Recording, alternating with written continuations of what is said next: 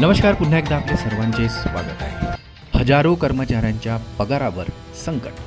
राज्य कर्मचाऱ्यांचे एप्रिलचे वेतन संदर्भात अत्यंत महत्त्वपूर्ण शासन निर्णय निर्गमित.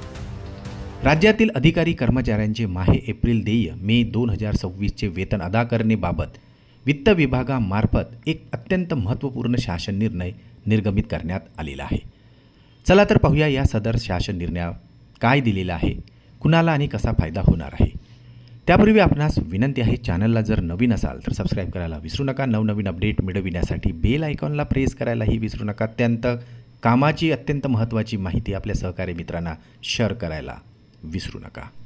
नुकतेच निर्गमित केलेल्या सदर निर्णयानुसार नमूद करण्यात आले आहे की सेवार्थ प्रणालीत वेतन घेणाऱ्या सर्व अधीनस्थ असणाऱ्या सरकारी कर्मचारी आणि अधिकारी यांचे माहे एप्रिलचे वेतन मे महिन्यात देय करण्यापूर्वी KYC पूर्ण करण्याचे निर्देश शासन आदेशात देण्यात आलेले आहे. तसेच सदर KYC पूर्ण न केल्यास संबंधित अधिकारी आणि कर्मचाऱ्यांचे माहे एप्रिलचे वेतन आहरित करण्यात येणार नसल्याचेही स्पष्ट नमूद करण्यात आलेले आहे. सदर KYC पूर्ण करण्यापूर्वी अधिकारी कर्मचारी यांच्या बँक खात्याशी आधार क्रमांक संलग्न असलेले बँक खाते सेवार्थ प्रणाली अद्ययावत करणे अत्यंत आवश्यक असणार आहे. सदर शासन निर्णयानुसार सेवार्थ प्रणालीत उपलब्ध असणारे बँक खाते आधार क्रमांकाशी संलग्न नसेल तर असे खाते त्वरित बदलण्याचेही निर्देश देण्यात आलेले आहे.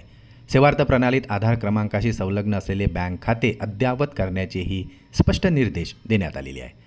तसेच सेवार्थ प्रणालीत नोंदवण्यात आलेला पॅन क्रमांक चुकीचा असल्यास नोंदविण्यात आलेला पॅन क्रमांकाची दुरुस्ती करून अद्ययावत करण्याचेही निर्देश देण्यात आलेले आहे.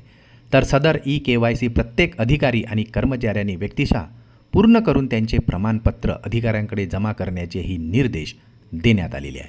सदरचा निर्णय हा राज्यातील सर्व कर्मचाऱ्यांना लागू असणार आहे.